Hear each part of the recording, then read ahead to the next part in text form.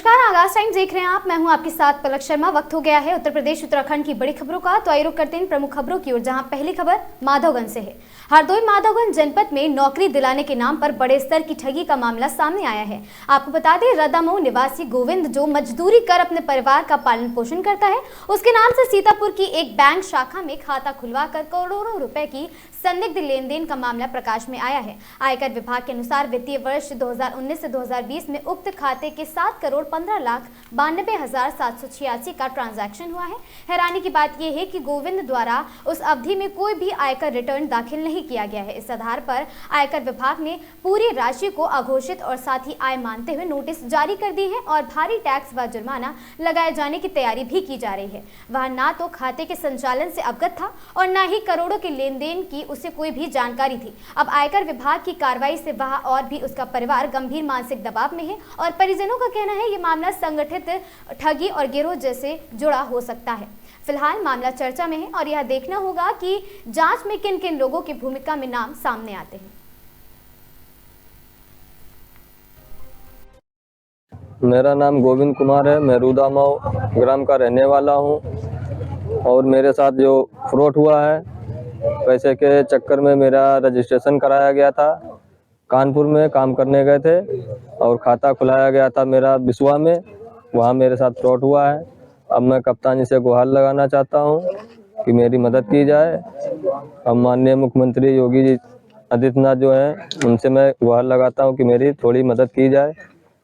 और मैं इतना गरीब आदमी, मेहनत मजदूरी जो है वही करता हूँ और मेरे पास कुछ है नहीं जो कहो मैं लेन देन इतना मैं कहाँ से कर्जा अदा करूँगा। बस जो कुछ है वही मेरे पास इतना ही है।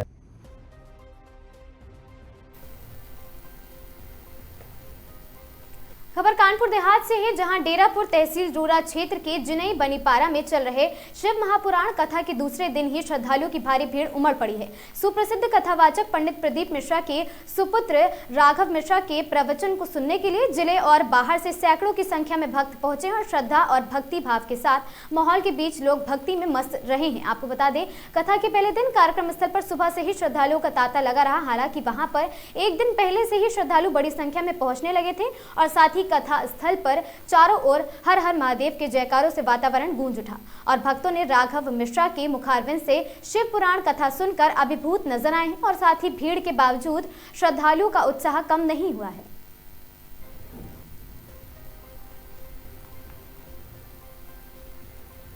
बहराइच जिले के ब्लॉक फखरपुर अंतर्गत गरधाजरपुर ब्लॉक के अध्यक्ष कार्यालय पर ऑल इंडिया मजलिस ए इत्तेहादुल मुस्लिमीन AIM की महाराष्ट्र नगर परिषद चुनाव में मिली शानदार जीत पर जोरदार जश्न मनाया गया। इस मौके पर पार्टी कार्यकर्ताओं ने एक दूसरे को बधाई देते हुए मिठाइयां बांटी हैं और जीत के ऐतिहासिक उसे बताया है। कार्यक्रम में जिला अध्यक्ष फिरोज बागबान, कैसरगंज विधानसभा अध्यक्ष नरुल्लाह खान फैजी और साथ ही ब्लॉक अध्यक्ष जगा खान, विधानसभा उपाध्यक्ष अली हुसैन और विधानसभा सचिव सैफ अली सहित इस्माइल खान और चांद बाबू सहित कई लोग वहां पर मौजूद रहे। वहीं कैसरगंज विधानसभा महासचिव आजम अली के नेतृत्व में कार्यकर्ताओं ने जोश और उत्साह के साथ जीत का जश्न मनाया है। नेताओं ने कहा कि AIM की ये जीत संगठन की मजबूती का एक प्रतीक है।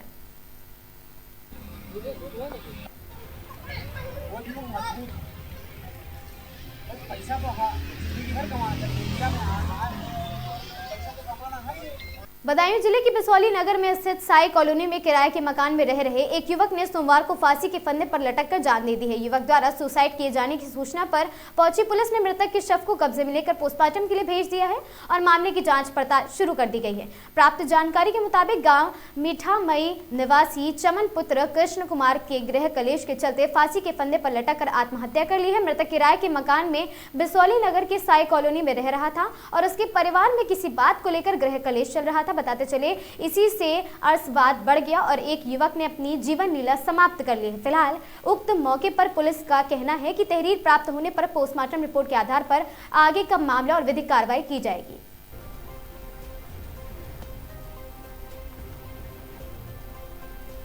खबर हरदोई से है, जहां उत्तर प्रदेश सरकार की जन कल्याणकारी सोच और मुख्यमंत्री योगी आदित्यनाथ के कुशल नेतृत्व में नगर पालिका परिषद मल्लावा द्वारा शीत ऋतु से बचाव के लिए जरूरतमंदों को कंबल वितरण किए गए। इस मानवीय कार्यक्रम में बिलग्राम मल्लावा विधायक आशीष सिंह आशु ने सहभागिता करते हुए पात्र लाभार्थियों को कंबल प्रदान किए। नगर पालिका अध्यक्ष तबस्सुम जबी ने कहा कि नगर पालिका परिषद निरंतर सरकार से मंशा के अनुरूप जनहित के कार्यों को प्राथमिकता दे रहे हैं और आगे भी ऐसे कार्यक्रम जारी रहेंगे।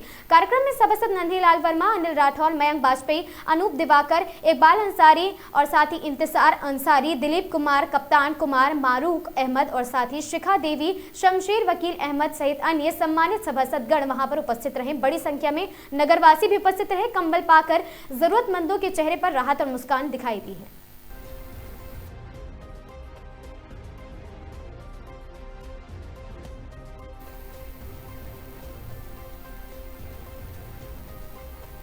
खबर मैनपुरी से है, जहां एक तरफ उत्तर प्रदेश सरकार जीरो टॉलरेंस कानून स्वास्थ्य व्यवस्था की बात करती है, नजर आती है, लेकिन उत्तर प्रदेश में बढ़ते अपराधों का सिलसिला लगातार देखने को मिल रहा है। ऐसा ही एक मामला मैनपुरी से उस वक्त सामने आया देखने को मिला, जहां रात के समय सिंचाई करने गए एक अधेड़ किसान को जिंदा जलाकर मौत के घाट उतार दिया गया। घटना की सूचना पर मौके पर पहुंची पुलिस ने शव को कब्जे में लेते हुए जांच पड़ताल करते हुए मौत के घाट, आपको बता दें, गुत्थी सुलझाती रही और आखिर अधेड़ किसान की मौत जिंदा जलाने से हुई है। ये मामला कोई मौत का नहीं है, एक अलग रहस्य है। पूरा मामला जनपद मैनपुरी के कुर्रा थाना क्षेत्र के ग्राम सेहा खुर्द से जुड़ा है। इस गांव के रहने वाले बेचेलाल उम्र 50 वर्षीय बीते रविवार की शाम इंजन से बटाई पर लिए अपने खेतों में खड़ी गेहूं की फसल की सिंचाई करने गए हुए थे। जो दूर सुबह घर वापस नहीं लौटे तो परिजनों ने खेतों में पहुंचकर उनकी तलाशी की, तब बेचेलाल का शव मृत अवस्था में अर्ध जला पड़ा मिला था। घटना की सूचना परिजनों ने थाना कुर्रा पुलिस को दी है। मौके पर पहुंची पुलिस ने मृतक के अर्ध जले शव को कब्जे में लेकर पोस्टमार्टम के लिए भेज दिया है। वहीं परिजनों ने सूचना पर मौके पर मैं फोर्स के पहुंचने पर अब पुलिस अधीक्षक राहुल मिठास, क्षेत्र अधिकारी करहल अजय चौहान अधेड़ व्यक्ति की मौत का सही कारण जानने के लिए जांच टीम में जुट गई है। क्या देखा, क्या पूरी घटना है, कैसे क्या घटना की मौत हुई? वहाँ देखा, जो परिवारी जनों ने हमें सूचना दी कि रात में पिताजी वहाँ गए थे, खेत पे पानी लगा रहे थे। जब सुबह ये लोग पहुंचे हैं तो वहाँ मृत पड़े मिले हैं। किसी ने आग लगा के मार डाला वहाँ पे। ये बता रहे हैं कोई दुश्मनी भी नहीं थी? कैसे दुश्मनी तो नहीं थी, कुछ तो रंजिश होगी किसी ना किसी से, पुरानी रंजिश। जी। क्या चाहते हैं इस मामले में? हम लोग ये चाहते हैं विधिवत रूप से इनकी जांच हो के जिन जो लोग दोषी उन पर कार्रवाई की जाए। आपको पहले पूरी घटना कैसे पता लगी? हमको सूचना दी है वहीं लोग, गांव के लोगों ने, अध्यक्ष जी ऐसा हुआ है, यहाँ घटना हो गई, आप लोग आइए। हम काफी लोग वहाँ पहुंचे। हाँ, मौके पे पुलिस भी आई? पुलिस भी थी, सीओ साहब भी थी, एडिशनल साहब भी थे। उन्होंने कहा जांच करके हम जो भी होगा हम कार्रवाई करेंगे। मेरा नाम सतीश चंद्र है सर। क्या घटना हुई है? घटना हमारे भाई ताऊ के लड़के जो है खेत पानी लगा रहे थे, तो जो है उनको जला के किसी ने मार दिया है। हमको यही संभव है कि जला के मार दिया, नहीं तो लोग कहते हैं कि आँच जलाने से। अच्छा, क्या उम्र थी उनकी और क्या नाम था? उम्र उनका नाम बेचेलाल कश्यप है सर, सेहा खुर्द के हैं हम लोग। अच्छा, जला के मार डाला, क्या कोई से दुश्मनी थी क्या? हाँ सर, दुश्मनी तो सही होगी तभी जला के मार डाला, आदमी ऐसे कैसे मर जाएगा? संदेह है, क्या लगता है आपको? संदेह तो सर अभी किसी पे नहीं बताई है, लेकिन ये कब कहाँ से निकले थे, कब कहाँ गए थे? घर से निकले थे शाम को। कल? हाँ, कल शाम को रात को पानी लगाने के लिए खेतों पर। जी। फिर आपको जानकारी कब हुई है कि जला के मार दिया? सुबह सर जानकारी हुई है, स्कूल बस उधर से आ रही थी, उन्होंने देखा कि जो है यहाँ पानी लगा रहे थे, आँच जल रही है, तो उन्होंने जाके हमें खबर की है, तो हम लोग फिर भाग के गए। पुलिस गई मौके पर? हाँ, पुलिस गई थी साहब, 112 कॉल किया था। पुलिस ने अपने साक्ष्य जुटाए हैं और कह रहे कि मैं इसको देखते हैं इसमें क्या है। हमारा तो ये मानना है कि सब किसी ने जला के उनको। आपका भाई जो था शादीशुदा है क्या? हाँ सर, शादीशुदा है, बच्चे भी हैं उनके। कितने बच्चे हैं? 2 बच्चे हैं, 2 बेटी हैं, शादी भी। इटावा के थाना बसरेहर क्षेत्र के गांव नगला बेरी में मंगलवार की देर रात करीब 12:30 बजे बड़ा हादसा हो गया। घर में रखा LG कंपनी का फ्रिज अचानक से तेज धमाके के साथ फट गया, जिससे पूरे घर में आग लग गई है और आग इतनी तेजी से फैली है कि घर में रखा घरेलू सामान भी जलकर राख हो गया। घटना के समय घर में अकेले मौजूद राम प्रकाश यादव ने बताया कि वह सो रहे थे, तभी अचानक जोरदार धमाके की आवाज आई है और बाहर निकलकर देखा तो फ्रिज में आग लग गई थी और साथ ही देखते ही देखते पूरे कमरे में आग फैल गई। आग की लपटों में कपड़े, बिस्तर, अनाज, फर्नीचर और अन्य जरूरी सामान चपेट में आ गया। राम प्रकाश यादव ने बताया कि हादसे के तुरंत बाद उन्होंने डायल 112 पर फोन करने की कोशिश की, लेकिन नेटवर्क बिजी आने के कारण संपर्क नहीं हो सका।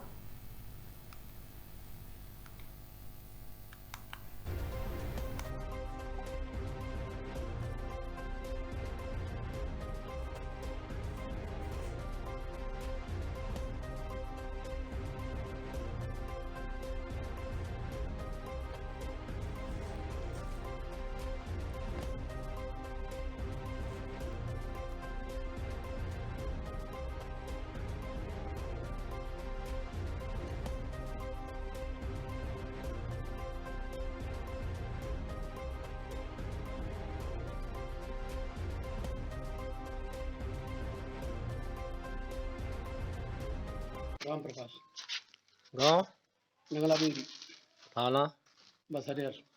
तो जी कैसे आग फाग लगी है? समय करीब तो लगभग 12:30 को। तो हम अंदर आए तो धुआं निकला। तो धुआं जैसे निकलो तो हमने कि धुआं आए रहो। फिर हम थोड़ी देर बाद फिर वापस चले गए, धुआं नहीं मालूम पड़ो। फिर आवाज़ भाई, बहुत जोर की आवाज़ भाई। फिर हम बाहर आए, गेट खोलो तो वहाँ में आग लग गई। पूरे अंदर पूरे समय आग लग गई। अब हम उस समय अकेले थे और लोग आवाज़ तेज पुकार करी तो 2 लड़का और आइए गाँव के।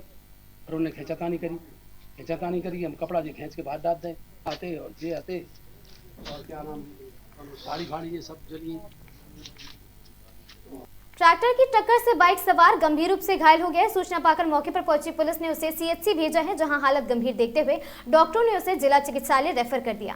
सकरन थाना क्षेत्र के उल्लाहा गांव निवासी सर्वेश कुमार 25 वर्षीय पुत्र कल्लू सोमवार को बाइक से सकरन जा रहे थे। सांडा बिस्वा मार्ग पर लहसड़ा गाँव के सामने मंदिर के पास सामने से आ रहे ट्रैक्टर ने बाइक में जोरदार टक्कर मार दी, जिससे सर्वेश कुमार गंभीर रूप से घायल हो गया। हेलमेट न लगाने के कारण उसके सर पर चोट लगी थी। ग्रामीणों की सूचना पर मौके पर पहुंची पुलिस ने एम्बुलेंस से उसे सीएचसी सांडा भिजवाया है, जहां पर प्राथमिक उपचार के बाद हालत गंभीर देखते हुए डॉक्टरों ने उसे जिला चिकित्सालय रेफर कर दिया है और घटना के बाद ट्रैक्टर चालक ट्रैक्टर समेत मौके से फरार हो गया। डॉक्टर पीसी यादव ने बताया कि हेलमेट न लगा होने के कारण सिर पर गंभीर चोटें आई थी, जिससे उसे रेफर कर दिया गया है। हाँ बिल्कुल। अनुज उसका नंबर किससे बात हो रहा है?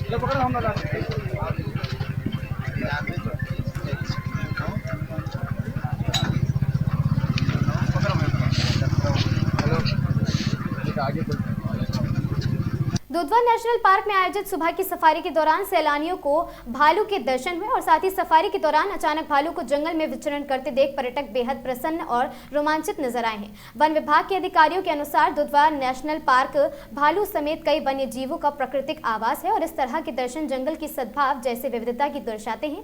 दुधवा नेशनल पार्क में वन्य जीवों के बढ़ते दर्शन पर्यटकों के आकर्षण का केंद्र बनता जा रहा है।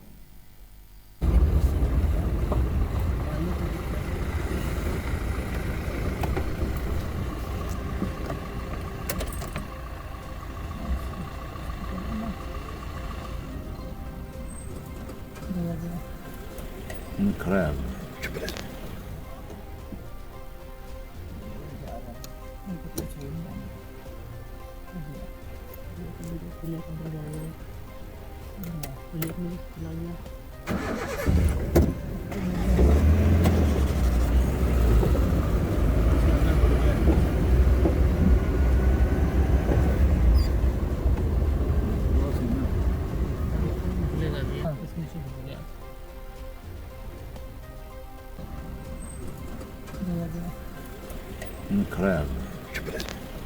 खबर हरदोई से है, जहां ब्लॉक संसाधन केंद्र बीआरसी बिलग्राम के सभागार में राष्ट्रीय शिक्षा नीति 2020 के अंतर्गत हमारा आंगन हमारे बच्चे उत्सव कार्यक्रम का भव्य आयोजन किया गया। कार्यक्रम के प्रमुख अतिथि तहसील बिलग्राम के तहसीलदार यशवंत सिंह रहे। कार्यक्रम का उद्देश्य नौनिहाल बच्चों को प्रारंभिक शिक्षा से जोड़ना और गुणवत्तापूर्ण शिक्षा के प्रति जागरूकता बढ़ाना है। मुख्य अतिथि तहसीलदार यशवंत सिंह ने अपने संबोधन में कहा कि निपुण भारत मिशन जैसे महत्वाकांक्षी कार्यक्रमों का मूल उद्देश्य यह है कि हर बच्चा बुनियादी शिक्षा में दक्ष बने और इसके लिए केवल सरकार ही नहीं बल्कि आंगनबाड़ी कार्यकर्ता, शिक्षक, विद्यालय प्रबंधक समिति और अभिभावक की सहभागिता, सामूहिक रूप से भागीदारी आवश्यक है। उन्होंने कहा कि जब तक समाज शिक्षा को अपनी जिम्मेदारी नहीं समझेगा तब तक लक्ष्य की पूर्ति प्राप्त नहीं है, संभव नहीं हो पाएगी। कार्यक्रम के आयोजक एवं खंड शिक्षा अधिकारी बिलग्राम गिरिजेश कटियार ने कहा कि छोटे बच्चों की शिक्षा के केवल आंगनबाड़ी और साथ ही शिक्षकों की जिम्मेदारी नहीं है बल्कि अभिभावकों को भी बच्चों के नामांकन और नियमित उपस्थिति को लेकर गंभीर होना होगा। कार्यक्रम का संचालन कर रहे एआरपी अभिषेक कुमार ने कहा कि प्रारंभिक बाल अवस्था में शिक्षा की नींव मजबूत होने से आगे की पढ़ाई आसान हो जाती है। ऐसे उत्सव में बच्चों में आत्मविश्वास भी बढ़ता है। साथ ही कार्यक्रम में शकील अहमद, ब्रजमोहन सिंह, आरपी आशीष तिवारी, अनिल तिवारी, अरविंद यादव, पारितोष कश्यप, गौरव सिंह, राहुल श्रीवास्तव, अमित श्रीवास्तव, विनीत पाल, बदले कुमार, विनय, उमेश चंद्र यादव, अकील अहमद सहित बड़ी संख्या में शिक्षक एवं शिक्षिकाएं वहां पर मौजूद रहे। सभी छात्र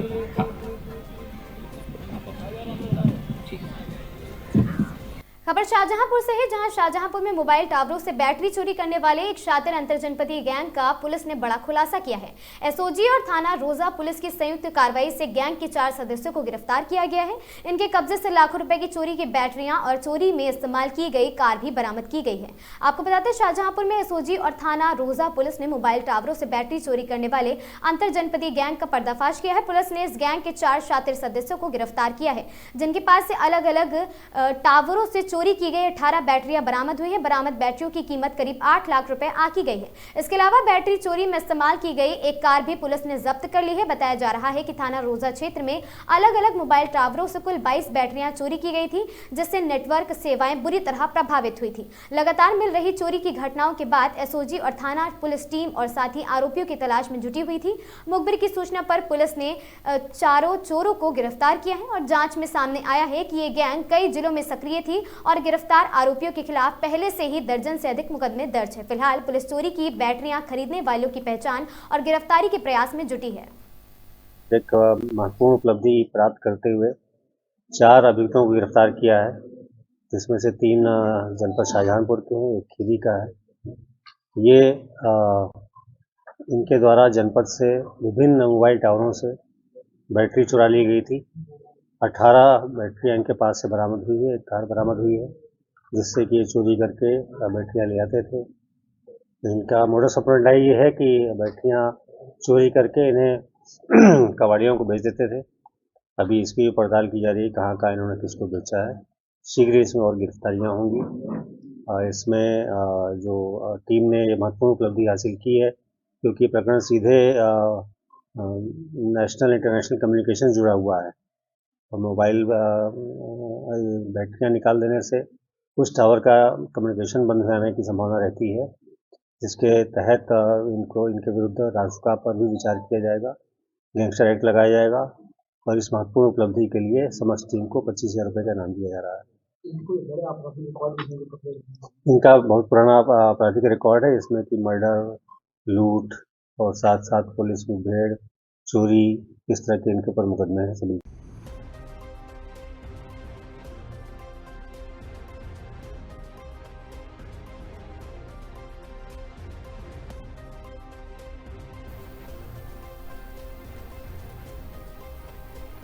राष्ट्रीय स्वयंसेवक संघ द्वारा विराट हिंदू सम्मेलन का आयोजन किया गया। तहसील सवाईजपुर क्षेत्र के नगला श्री सिद्धेश्वर नाथ मंदिर परिसर में दिनांक 19 जनवरी 2026 समय दोपहर 12 बजे राष्ट्रीय स्वयंसेवक संघ के तत्वाधान में विराट हिंदू सम्मेलन का भव्य सम्मेलन आयोजन किया गया। कार्यक्रम में क्षेत्र के गणमान्य नागरिकों और संघ पदाधिकारियों एवं स्वयंसेवकों की बड़ी संख्या में उपस्थिति रही। कार्यक्रम के मुख्य अतिथि एवं वक्ता ब्लॉक प्रमुख संघ के प्रदेश अध्यक्ष धीरेन्द्र प्रताप सिद्ध सेनानी जी ने पर्यावरण संरक्षण पर विस्तार से प्रकाश डालते हुए कहा कि आज सबसे अधिक पीपल और बरगद जैसी जीवनदायी वृक्षों की अंधाधुंध कटाई हो रही है, जबकि यही यही वृक्ष सर्वाधिक ऑक्सीजन प्रदान करने वाले होते हैं। उन्होंने कहा कि प्रकृति संतुलन बनाए रखने के लिए इन वृक्षों का संरक्षण अत्यंत आवश्यक है। उन्होंने गौ माता के संरक्षण पर भी जोर देते हुए कहा कि भारतीय संस्कृति में गौ माता का विशेष स्थान है और प्रथम दोष गौ माता खाते हैं और साथ ही अंतिम दोष कुत्ता खाता है। और साथ ही आपको बता दें कि कहावत है कि उल्लेख करते हुए उन्होंने स्वदेशी अपनाने और भारतीय जीवन मूल्यों को आत्मसात करने का आह्वान किया है। कार्यक्रम की अध्यक्षता सीताराम गास्ती जी ने की है। विशिष्ट अतिथि के रूप में अनिल जी जिला प्रचारक वहां पर उपस्थित रहे और मंच का संचालन कार्यवाह प्रमोद जी द्वारा किया गया। इस अवसर पर उपस्थित मंडल अध्यक्ष राकेश रंजन त्रिवेदी, मंडल अध्यक्ष राकेश सिंह और आलोक कुमार शुक्ला और आदि लोग वहां पर मौजूद रहे।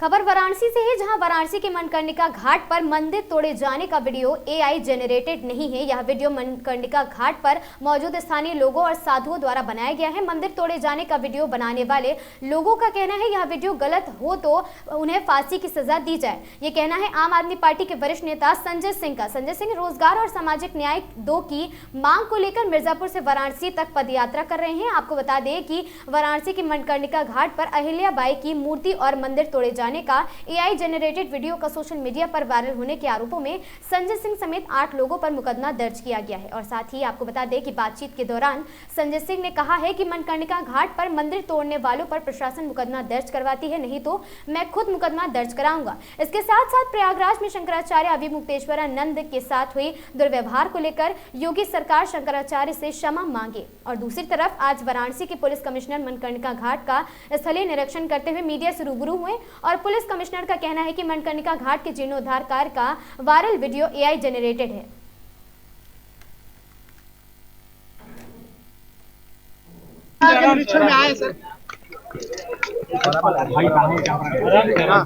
देखिए, सोशल मीडिया पर कुछ लोगों के द्वारा इस तरह की तस्वीरें डाली गई थी कि जो मणिकर्णिका घाट पर सुंदरीकरण का कार्य चल रहा है, उसमें जो कुंभ महादेव मंदिर है उसको तोड़ दिया गया है, उसको मलबे से ढका हुआ दिखाया गया था। इस तरह की तस्वीरें ट्विटर पर, जो एक्स है आज की डेट में, उस पर डाली गई थी।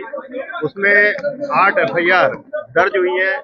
आज उसी प्रकरण में यहाँ का स्थलीय निरीक्षण किया गया है और उस निरीक्षण के दौरान ये पाया गया है कि जो तस्वीरें सोशल मीडिया पर डाली गई थी वो पूरी तरह से गलत है, एआई जनरेटेड है। क्योंकि मौके पर जब हम यहाँ पर आए हैं, मंदिर पूरी तरह से सुरक्षित है, किसी भी तरह का यहाँ पर निर्माण कार्य नहीं हो रहा है, ना पूर्व में हुआ है, ना ही कोई यहाँ पर मलबा है। अन्य लोगों से भी जानकारी प्राप्त की गई है, सभी का ये कहना है कि मंदिर पूरी तरह से सुरक्षित है। उसके बावजूद इस मंदिर को खंडित दिखा करके, यहाँ पर मलबा दिखा करके लोगों की धार्मिक भावनाओं को ठेस पहुंचाने का प्रयास किया गया। इसको लेकर के FIR दर्ज हुई है और प्रथम दृष्टया ये तस्वीरें एआई जनरेटेड पाई गई हैं। इसके अलावा जो अन्य तस्वीरें हैं उसकी भी फॉरेंसिक जांच हम लोग करा रहे हैं। इसके आधार पर जिन पर भी FIR दर्ज हुई हैं और जिन लोगों ने इस तरह की तस्वीरें सोशल मीडिया पर डाल करके लोगों को भ्रमित करने का प्रयास किया है, उन सभी के विरुद्ध कानूनी कार्रवाई की जाएगी। नोटिस भी जारी किया गया है। जितने भी FIR दर्ज हुई हैं, नामजद लोग हैं, उन लोगों को पुलिस का नोटिस जारी किया गया है और उनको 72 घंटे का समय दिया गया है, जिसमें वो अपनी बात, अपना अभिकथन जो है थाने पर आकर के दर्ज करा सकते हैं। अभी बाकी और भी वायरल हो रहा है, तो इसको कैसे आप लोग निगरानी में कर रहे हैं और उनपे किस तरीके की कार्रवाई की जाएगी भविष्य में? देखिए, अभी तो मेरे जानकारी में आ रहा है कि बहुत सारे लोग इस तरह के जब उनको डिलीट कर रहे हैं, चाहे वो कानूनी प्रक्रिया से डर के या उनको जब जानकारी हो रही है कि ये एआई जनरेटेड है, तो बहुत सारे लोगों ने इस तरह के फोटो डिलीट करे हैं। फिर भी हमारा सोशल मीडिया सेल इस तरह के ट्वीट पर, भ्रामक ट्वीट पर नजर बनाए हुए है। यदि कोई व्यक्ति इसको ट्वीट करता है या रिट्वीट करता है या उस पर कोई आपत्तिजनक टिप्पणी करता है इस तरह के ट्वीट के ऊपर, तो उन पर भी कानूनी कार्रवाई की जाएगी। कोई साजिश है इसमें? कोई साजिश है? क्या डालमंडी का कार्य बाधित हो रहा है? देखिए, ये अब इन्वेस्टिगेशन हम लोग कर रहे हैं कि ये सारे लोग एक साथ मिलकर के एक ही तरह की तस्वीरें क्यों डाले हैं। क्या इसके पीछे कोई साजिश है, कोई राजनीतिक एजेंडा है, इसको भी इन्वेस्टिगेशन का पार्ट बनाया जाएगा। यदि कोई षड्यंत्र निकल करके आएगा तो उन पर उस तरह की धाराएं इस केस में बढ़ाई जाएगी।